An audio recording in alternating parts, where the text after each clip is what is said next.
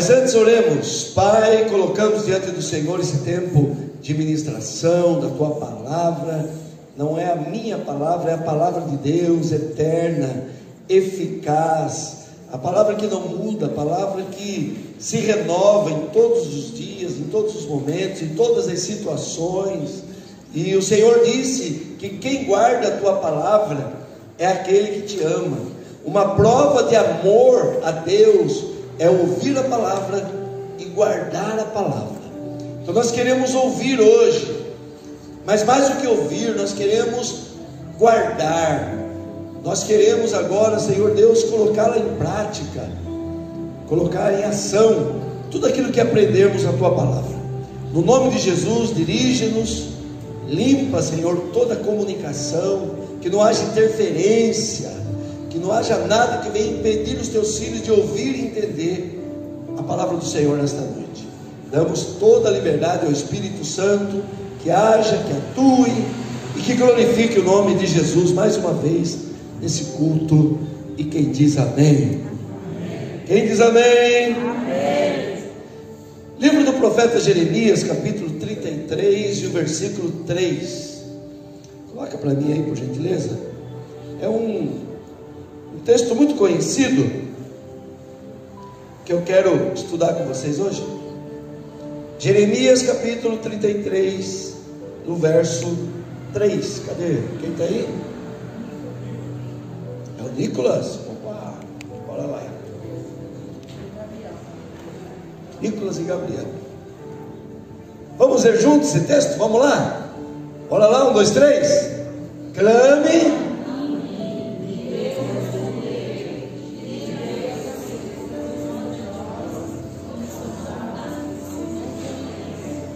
Vamos ler mais, não, só até aí, só o versículo 3.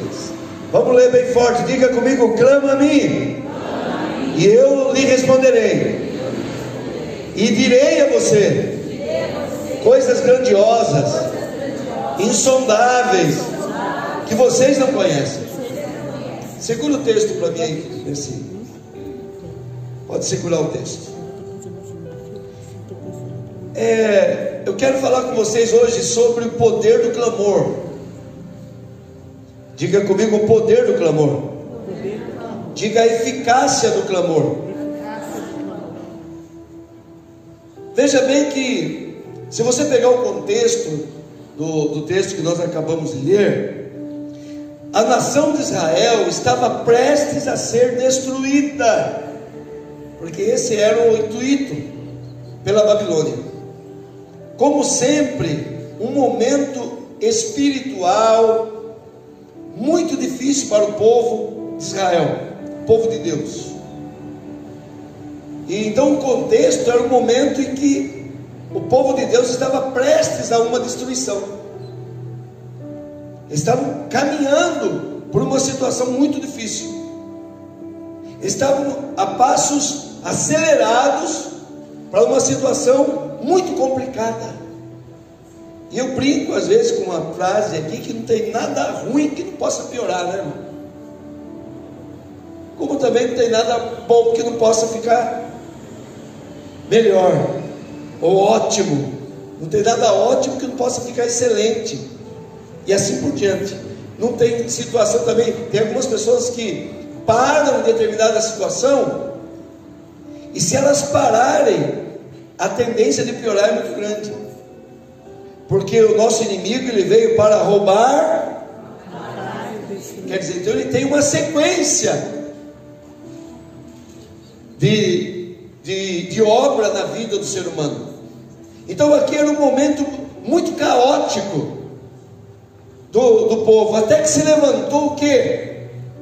Diga comigo: um profeta indignado. Fala mais forte. Eu acredito que diante de uma situação ruim, irmãos, diante de uma situação que pode piorar, nós começamos a mudar a situação, se indignando com ela. Quem já viu uma situação de alguém que não seja a sua, mas às vezes é mais fácil a gente ver isso na vida de outros, né? Você vê que a pessoa está indo por um caminho muito ruim, mas ela está conformada. Você já viu alguém assim, não? E ela não faz nada para mudar. A palavra de Deus hoje aqui é bem isso. A palavra de Deus vem nos ensinar, pastora Lourdes, a respeito disso. Se levanta um profeta indignado. Veio algum crente indignado hoje aqui? Amém. Amém. Porque a primeira receita, irmão, para você mudar uma situação, é você se indignar com ela. Aí é mais fácil a gente se indignar com o governo, se indigna com o vizinho, com o pai, com a mãe, com o pastor, com o bispo. Cuidado, eu não estou fazendo dancinha aqui não. Já estão filmando ali que eu estou fazendo assim. Me pegaram domingo aqui. E já está correndo pelas redes sociais aí. Olha. Né? Então, a primeira ação, diga comigo, a primeira ação. Eu quero que vocês falem forte, mas vamos lá. A primeira ação. Para mudar uma situação. É a indignação. Isso aí pode ser até a frase da mensagem. A primeira ação para mudar uma situação é a indignação. Aqui se levanta um profeta indignado, falou: espera aí, vai todo mundo se destruir, e junto com vocês vai minha família também, junto com vocês vai meus bens, todos nós vamos estar debaixo da servidão da Babilônia, sendo que nós temos um Deus. Tem um Deus chamado Deus de Israel. Nós temos um Deus, e era chamado pelo nome de Israel. Era uma nação eleita, uma nação preferida por Deus. E aí se levanta alguém. Tem que se levantar alguém nessa situação, irmão, que você está vivendo. Precisa se levantar alguém. Porque o problema é quando vê que todo mundo está conformado. E o apóstolo Paulo deixa claro em Romanos capítulo 12, 2, que nós só veremos transformação com uma renovação de mente, uma transformação, com uma mudança de atitude, de comportamento. Quem está entendendo até aqui pode levantar a mão e dar uma glória aí. Amém, queridos? Aí se levanta um profeta indignado. Eu espero que eu estou falando para gente indignada hoje aqui. Eu sempre digo para os irmãos aqui que eu ouvi uma vez um programa, né? Estava vendo ouvindo um programa de rádio. E aí o pastor dizia assim: hoje à noite eu quero ir lá no culto só quem está revoltado. Aí eu até coloquei até mais som, né? De início eu queria entender. Só quero os revoltados. Os conformados ficam em casa. Fica em casa, fica vendo televisão, fica vendo BBB já acabou, né? Fica vendo o que você quiser ver. Pode ser BBB e o que você quiser ver, né? Porque os conformados, quem está conformado com a situação, vem fazer o que na igreja? Eu quero os revoltados com a situação. Depois eu entendi, eu gostei daquilo. Porque os revoltados se movem, irmão. Os indignados tomam atitude. Os indignados com a situação, os não conformados com determinada situação. E o que nos faz indignar? Não nos conformar. É você ter em paralelo fé e esperança. Diga comigo, fé e esperança. Fé e esperança. Por isso que lá em 1 Coríntios capítulo 13, coloca para mim lá, Nicolas, capítulo 13, versículo 13, é o último versículo de 1 Coríntios 13, que é o versículo do amor, né? Ainda que eu falasse a língua dos anjos e tal, e desse meu corpo a ser queimado, o amor tudo crê, tudo espera, tudo suporta, tudo aguenta e tal, o amor nunca falha. O último versículo diz assim: assim permanecem agora esses três. Diga comigo, fé, esperança e amor. termina. Deles, porém, é o amor. O amor, irmão, nós precisamos precisamos do amor. Aqui é lógico, o amor é o vínculo da perfeição, o amor é o caráter de Deus em nós. Nós não amávamos, agora a gente ama. A gente não era amado, agora somos amados. Deus é amor, ponto. Mas ele está dizendo assim que o amor é aquele que vai permanecer para sempre. Mas diz que junto com o amor nós precisamos ter fé e esperança. Isso, Ivânia, é para essa vida. É para enquanto estivermos vivos. Fé e esperança. Isso não pode morrer no nosso coração. Nós precisamos ter a fé na palavra de Deus. Nós precisamos ter a esperança de que nós vamos viver as promessas que estão contidas na palavra de Deus. Aí quando eu ando numa situação caótica, deixa eu afirmar. Ainda bem que a Silene está aí. Quando eu estou andando numa situação caótica, agora tem pessoas que só andam numa situação caótica. Não tem paralelo o quê? O conhecimento da palavra de Deus e consequentemente fé e esperança. Então quem não tem o conhecimento da palavra de Deus e juntamente o que gera a palavra de Deus, fé e esperança em nós, eu ando conformado na situação de adversidade. Mas quando eu tenho em paralelo o conhecimento da palavra de Deus, eu sei, a fé e a esperança me faz entender que aquele lugar, aquele caminho que eu estou trilhando, não é o meu caminho. Quem está me entendendo aí? Eu estou hoje num caminho difícil, numa situação difícil, mas a fé e a esperança me faz lembrar que Deus tem um caminho para mim. Tem um caminho de bênção, tem um caminho de vitória, tem um caminho de cura, tem um caminho de alegria, tem um caminho de bênção. Então, tendo esse entendimento, por isso que a fé e a esperança não podem morrer no nosso coração. Do contrário, nós vamos nos conformar no caminho da desgraça, no caminho caótico. Então nós precisamos conhecer a palavra de Deus. Por isso que as pessoas que não têm o conhecimento da palavra de Deus caminham, irmãos, como se fosse uma coisa normal, num caminho de destruição, num caminho de vícios, de drogas, de total destruição. E aí você que tem conhecimento do outro caminho, por causa da fé e a esperança, fala assim: por que essa pessoa está fazendo esse caminho? Sai daí, rapaz. Sai daí, irmã. Não é isso? Então nós precisamos, quando nós temos esse entendimento, nós nos tornamos indignados, irmão.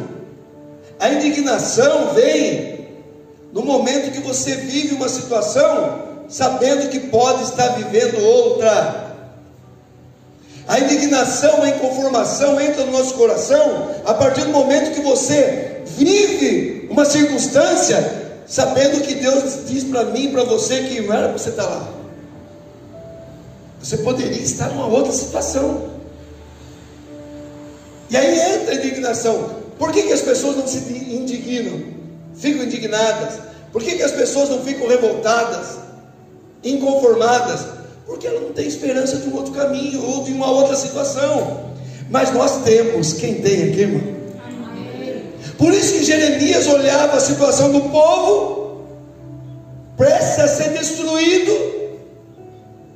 Poxa vida, mas nós temos um Deus, nós temos uma promessa, então nós não podemos ficar nessa situação. E qual foi a solução que ele deu para aquilo, irmãos? Voltando no capítulo 33, no verso 3, ele ensina o povo a clamar. Diga comigo: clamar. Fala mais forte: clamar. E a situação era tão caótica, irmãos, que ele não diz assim: peça. Ele diz mais: clame. Que clamar vem também do processo de você insistir, de você persistir. Então aquele povo precisava mais do que um pedido a Deus. Eles precisavam clamar. Eles precisavam clamar a Deus. Então, nós precisamos ter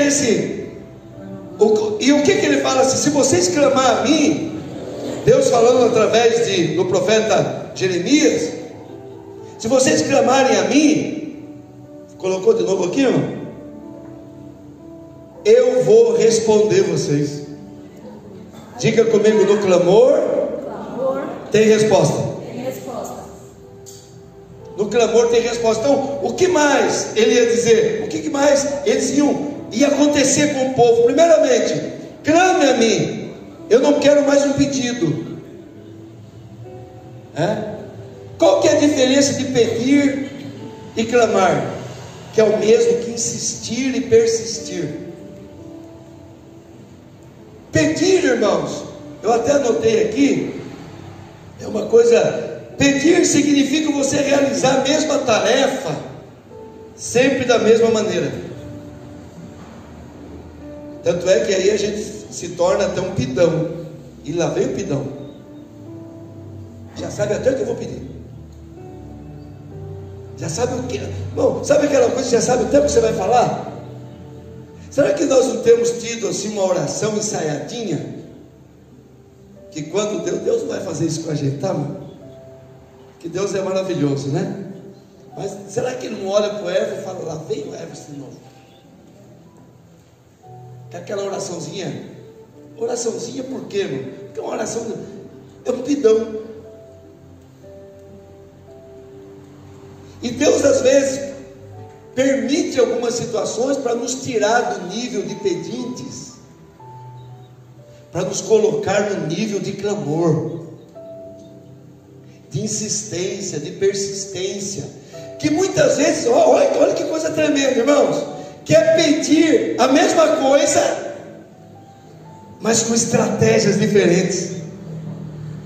E por que nós temos que ter a palavra no nosso coração? Por que nós temos que estar na igreja? Por que nós temos que estar alinhados aos projetos da igreja, aos votos da igreja, aos desafios da igreja? Estamos lendo a Bíblia, vamos ler junto. Se você não está, você está deixando de receber algumas informações e você vai continuar pedindo. Sendo que a igreja está te dando uma estrutura, uma oportunidade de você continuar pedindo talvez a mesma coisa, mas com estratégia diferente, com entendimento, com mais fé, com mais esperança. Quem está entendendo aí? Quando a igreja chama você para participar do relógio de oração, para quê? Por que eu tenho que ir? Eu oro em casa. Para que eu tenho que ir na convenção? A igreja está proporcionando para você uma situação, uma oportunidade para nós sairmos de um nível e ser colocado em outro, para a gente pedir com mais estratégias. Eu lembro a pastora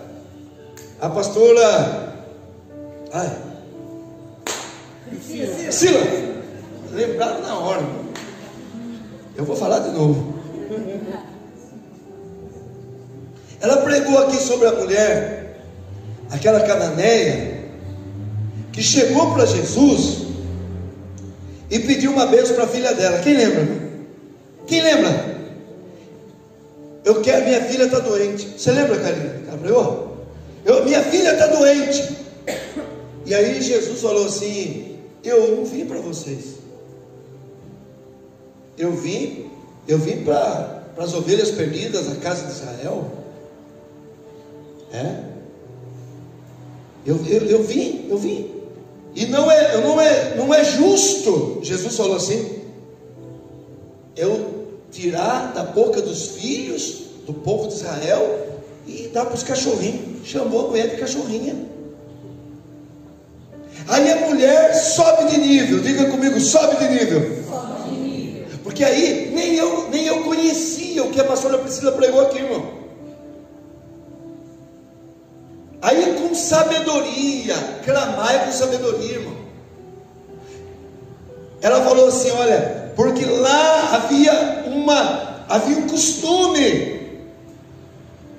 de que quando eram feitas as colheitas, lembra? Ela pregou isso aqui. Eram feitas as colheitas, sempre as espigas que caíam ficavam para os estrangeiros.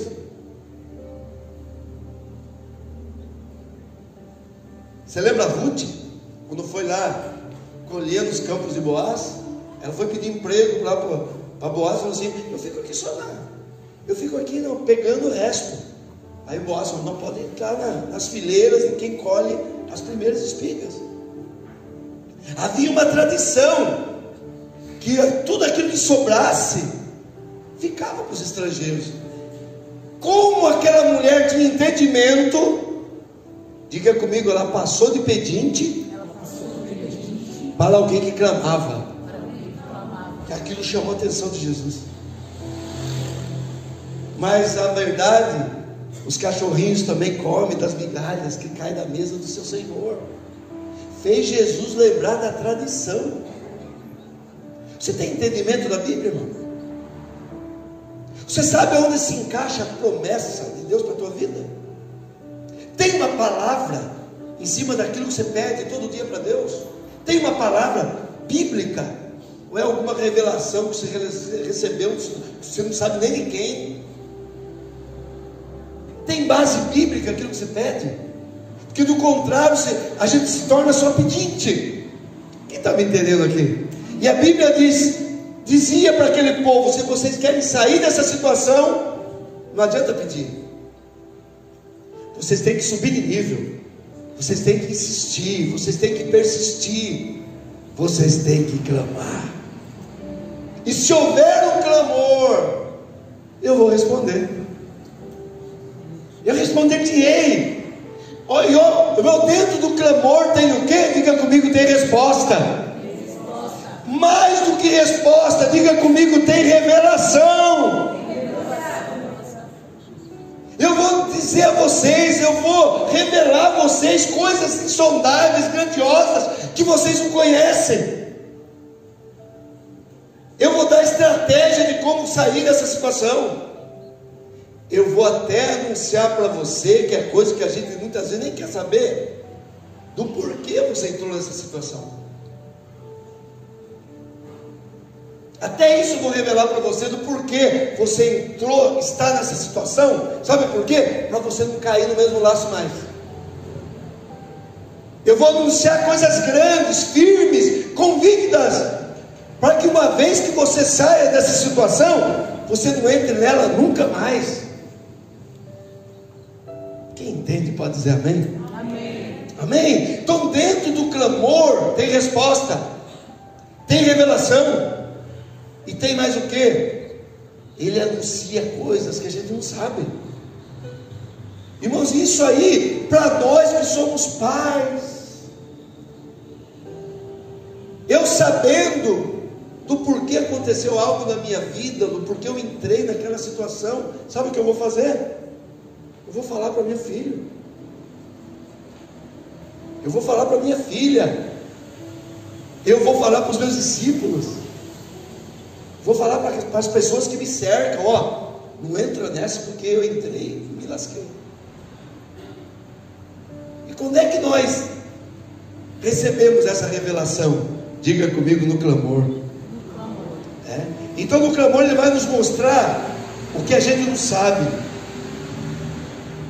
tudo aquilo que está por trás da luta, da aflição. Ele vai revelar maldições, irmãos, e que ocasionou toda aquela situação, para que a gente de uma vez por todas venha quebrar e não permitir que a nossa descendência possa entrar na mesma situação. Quem pode dar um aplauso ao Espírito Santo por isso?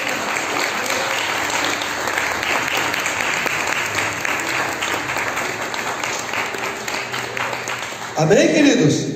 Amém?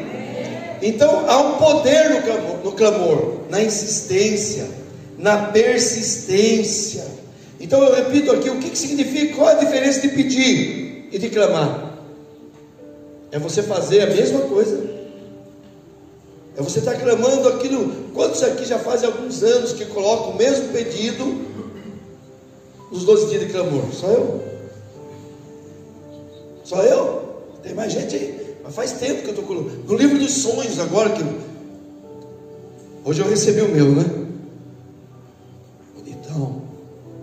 Que eu vou colocar umas coisas lá, já é umas bênçãos antigas, que é a promessa de Deus na minha vida. Só que agora, com esse entendimento do clamor, eu vou pedir com estratégias. Quem está entendendo, irmão? Isso está esclarecendo você aí? Vou pedir com estratégias. Eu vou pedir mais. Ah, se eu tinha um propósito com Deus, eu vou aumentar meu propósito. Aí eu vou dar um passo a mais na santidade, na oração, no jejum. Ah, a igreja, o propósito da igreja aqui é de ler 3, 4, 5 capítulos da Bíblia por dia. Mas eu vou ler mais. Vou ler mais. Não. Clamar é isso. É insistir. É persistir. É sair do básico. Ah, eu não deu nem tempo de orar hoje. Não deu tempo de ler a Bíblia. Pode até acontecer, irmão. Mas se você não colocar em ordem isso quer dizer que o teu propósito nem para você tem valor. Nem para você. Se você não ora pela tua família, não ora pelo teu cônjuge, não ora pelos teus filhos. E olha o que está acontecendo aí. O clamor significa você fazer. É o que Deus estava dizendo para aquele povo. Vocês precisam clamar a mim. Vocês precisam fazer mais do que o trivial. É isso? É a palavra? Quando alguém faz só o básico. Mais do que o trivial. Você quer subir na empresa, quer ganhar mais, né, irmão? Mas quer sair mais cedo do serviço? Esquece, irmão. Ou se quer ganhar mais, mas quer trabalhar menos. Eu nunca vi um negócio desse. Mas continua dando furo no trampo. Continua falando mal da empresa que paga o teu salário. Então você está no caminho errado, irmão. Você está no caminho errado. Você está usando estratégias que não vai tirar você dessa situação. Ah, eu quero crescer. Mas reclama do seu discipulador. Reclama da igreja. Irmão, você acabou fé, acabou esperança. Quer dizer, você não tem outro caminho. Você não vê outro caminho. Você só vê, você vai caminhar naquele caminho de aflição. Você tem que se indignar hoje. Você tem que sair daqui revoltado. Tem uns maridos que vão receber umas esposas revoltadas hoje. No bom sentido, né, irmão? Chegando em casa não é para brigar, não precisa nada disso. Fala, eu vou mudar isso na oração. Eu vou mudar isso no clamor. E para terminar, clamar é uma maneira também de se derramar. Até hoje eu tenho pedido, mas agora eu vou me derramar na presença de Deus. Salmos capítulo 62, coloca para mim, Nick. Salmo 62, verso 8. Salmo 62, 8. Confie nele de vez em quando, irmãos. Confie no Senhor de vez em quando. Confie no Senhor quando o calo apertar. Confie nele em todos os momentos. Ó povo, diga comigo, derrame diante dele. Derrame diante dele O coração. coração. O apóstolo Joel diz assim, que para que aquele povo pudesse ser ouvido, para que eles recebessem a promessa, eles tinham que rasgar, não os vestidos, não era para sair da religiosidade, não era para rasgar vestido, era para rasgar o coração. Derramar coração significa chorar, irmão.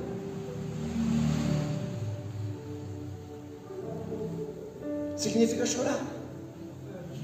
E o choro, nós sabemos que as lágrimas, ela é a mais nítida expressão da alma. Quem chora, irmão, é uma forma de expressar o que está na alma, se é tristeza, se é alegria. Há choro de alegria, há choro de tristeza. E diante de Deus, e Deus estava dizendo, clamar significa se derramar também. Então esse povo está precisando chorar. Então, queridos, quando a gente entra na presença de Deus e não dá vontade de chorar, isso quer dizer que a nossa alma não está derramada. Eu sou chorão. E eu fico preocupado no momento que, bom, eu chorei nessa convenção. Quem chorou? 3 dias, irmão. Chorei, largado.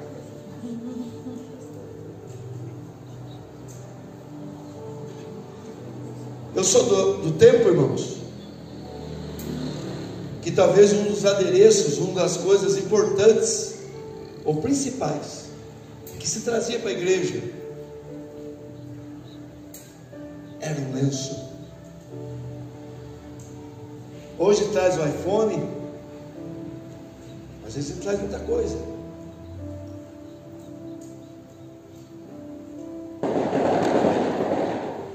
Mas a gente não chora. Porque quando a gente clama de toda a alma e expressa todo o sentimento da nossa alma, do nosso coração para Deus, não tem como não chorar. Por que um dos atos, vou até falar aqui, né? Vou só entregar essa. Por que dentro do kit do encontro com Deus, além de muitas coisas que tem naquele kitzinho, na sacolinha, por que tem um pacotinho de lenço?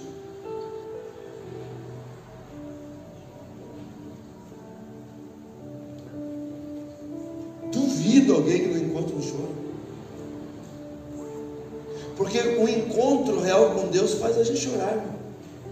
Eu choro por quê? Porque eu olho para mim e falo, mas que desgraça que sou. Essa é a palavra, irmão. Como diz até o próprio, né? Paulo, o apóstolo Paulo disse. Eu falo sempre que o apóstolo Paulo é um homem que foi arrebatado até o 3º céu e voltou. O homem foi arrebatado até o 3º céu. Quase que fica. E não era nem lugar para ele ficar, era o 3º céu, o lugar de Deus. Ele olhou para ele e disse: sabe o que, Rai? Miserável homem que sou, quem me livrará do corpo dessa morte? Ele diz também aos romanos: porque Jesus veio ao mundo para salvar os pecadores, e eu sou o pior deles, eu sou o principal. Sou o principal. Isaías, quando viu a glória de Deus, irmão, ele achou que ia morrer. Isaías capítulo 1, capítulo 2, Isaías é um profeta. E profeta usa o dedo, esse dedão aqui, ó, indicador, né? E chegava para todo o povo e dizia assim: ai de vós, ai de vós. Nos 5 primeiros capítulos, leia lá para você ver. Ele chega como profeta e diz: ai de vós, ai de vós, ai de vós, ai de vós, ai de vós. No capítulo 6 ele tem um encontro com a glória de Deus. Ele muda o discurso. Ao invés de dizer ai de vós, porque é fácil dizer ai de você, viu? Ai de você, maridão. Seu cabeçudo. Para a mulher, é fácil dizer para os filhos. Mas quando Isaías teve um encontro com Deus, irmã Rosinha, ele mudou o discurso e disse assim: ai de mim, ai de mim, porque eu sou um homem puro, habito no meio do povo de impuros lábios, e os meus olhos viram o Senhor. Vou morrer. Vou morrer. É isso? Então não tem. Alguém trouxe silêncio para chorar hoje? Ei, pastor, mas já estou chorando por tanta coisa, e vim para a igreja chorar ainda. Você não sabe o que ainda ter um encontro com Deus. Talvez você não sabe ainda o que é nível de clamor. Você quer a salvação do teu marido, você nunca chorou por isso. Você ora, na verdade você pede. Você é uma pedinte, você é um pedinte. Porque a hora que você entrar para o nível do clamor, a hora que você subir de nível, a hora que você se indignar, você vai clamar. E sabe o que vai acontecer? Deus vai te responder. E Ele vai anunciar para você coisas firmes, grandes, ocultas, que ninguém sabe. Você vai passar a descobrir o que ninguém descobre. Você vai passar a saber o que ninguém sabe. Deus vai te dar estratégias que não dá para ninguém. Era o que acontecia com Eliseu, lembra?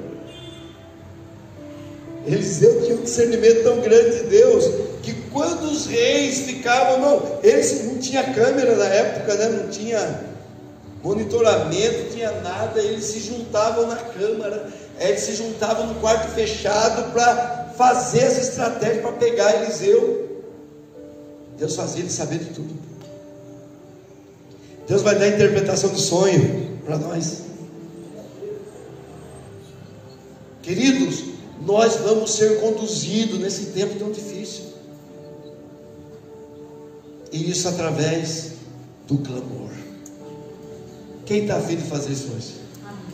Quem está afim de subir de nível hoje? Sair de uma situação e entrar em outra. Fica de pé.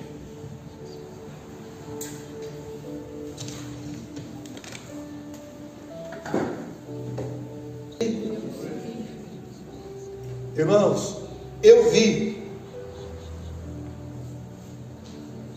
minha mãe muitas vezes chorando por mim.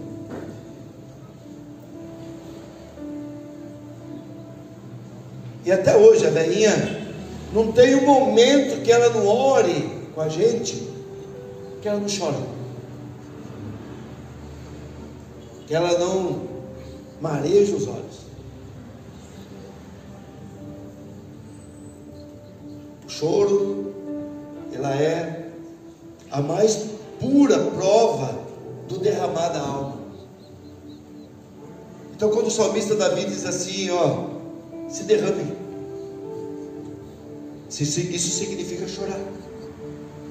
Aí você só chora pelas situações adversas, mas na presença de Deus você não aprendeu ainda. Isso quer dizer que você não aprendeu o que é clamar. É por isso que não teve resposta ainda. Todas as lágrimas de crente, irmãos, corações que se derramam, não caem no chão. Essas lágrimas não caem no chão. Sabe onde elas caem? Aos pés de Jesus.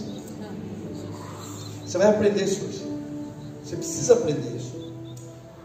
Quando você orar pelos seus discípulos, você que é líder, e vê que ele está indo para uma situação, regue com lágrima. Regue com lágrima a salvação do teu ente querido, a volta do teu filho, a conversão genuína dele. Eu sou fruto de lágrima, que eu chegava muitas vezes embriagado em casa. A minha mãe nunca me chamou de bêbado. A minha mãe nunca me chamou de tranqueira. A minha mãe nunca me chamou de vagabundo. Nunca. Os outros podiam achar que eu era, e acho que eu era mesmo. Tudo isso aí. Mas minha mãe profetizava e chorava. Amém? Pague a luz para nós. Fique à vontade, irmão. Fale, Deus, eu quero hoje mudar de nível. É noite de clamor, né? E às vezes a gente tem tanta palavra aqui que emociona até, arrepia até, mas não entra no espírito. Se torna emoção. Esses dias eu falei para uma pessoa: se você quer emoção, não visita a minha igreja não, tá? Se você quer emoção, não visita a minha igreja. Agora, se você quer ser confrontado com a palavra, se você quer ser alimentado com ela, seja bem-vindo, venha. A pessoa que Deus usar naquele altar, lá vai ter uma palavra para você. Seja eu, seja a bispa, seja qualquer pastor nosso. Pense no teu marido hoje. Pensa nos teus filhos, pensa na tua esposa. E o desfecho que pode dar se Deus não intervir. O desfecho que pode dar se Deus não intervir.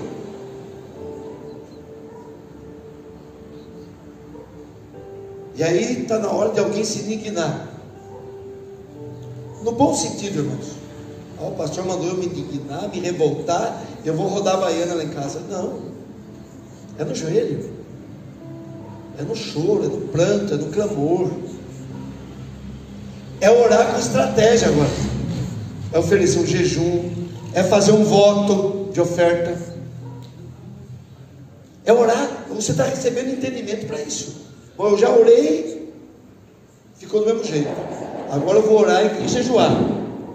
Agora eu vou orar, jejuar e vou colocar oferta no altar.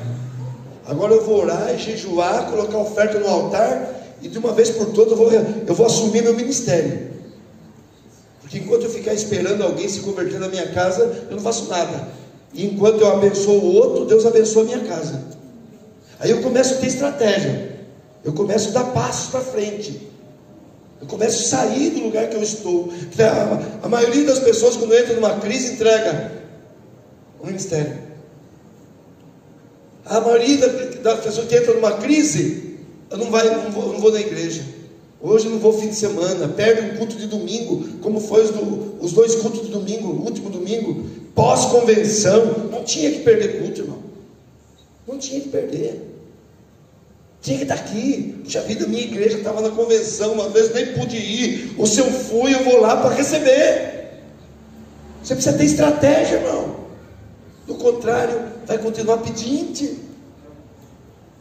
Aqui tem quem clama. Aqui tem pessoas que oram aqui, Deus escuta lá. Deus responde. E Ele revela. Eu anunciar-te-ei coisas grandes, ocultas, que vocês não sabem. Vocês vão saber por que você entrou nessa situação, o porquê que isso não acontece na tua vida, o porquê isso está acontecendo na tua vida. Revelação. Pai, nós queremos te agradecer pela tua palavra. Queremos te agradecer por esta noite. Queremos te agradecer porque essa palavra ela é profunda. Ela é tremenda, ela mexe com as nossas estruturas. E eu tenho certeza que ela vem num momento muito especial, Senhor. E aqui nós estamos.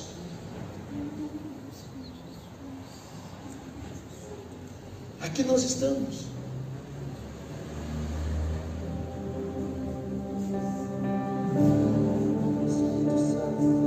Eu quero sair de nível, eu quero mudar de nível hoje.